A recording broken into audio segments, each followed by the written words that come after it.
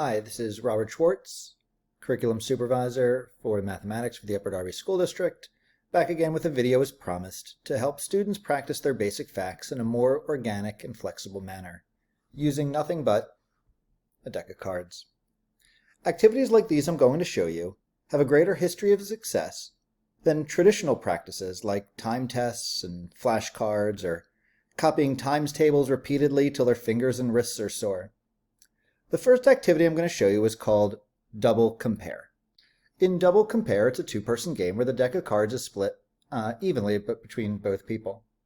Similar to the game we used to call War, but instead of turning over one card, each person turns over two.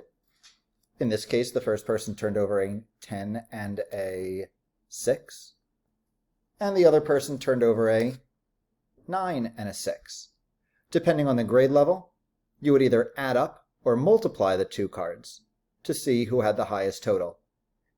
In this case, this one person had 15, someone else had 16, a higher total. They collect all four cards and put it, win that round and add it to their stack. You would keep going until one person has the entire stack, and they would be the winner of that game. The next game I'm going to show you is another two-person game. It's called Close to 11.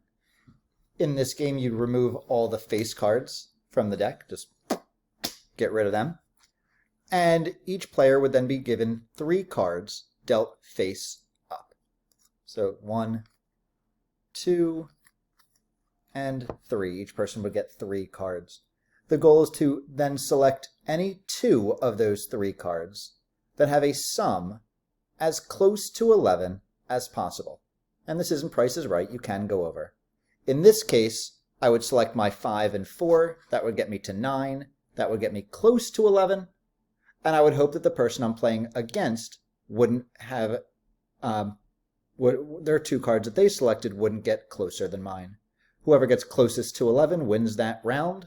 The cards are then put away and redealt, and the first person to 11 points or winning 11 rounds would be the winner.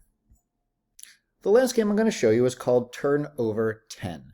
It's kind of a form of memory, and so it's going to be a little bit harder for me to show you, but in this game, you would again remove all the face cards and deal the rest of the cards face down in kind of a, rows and columns.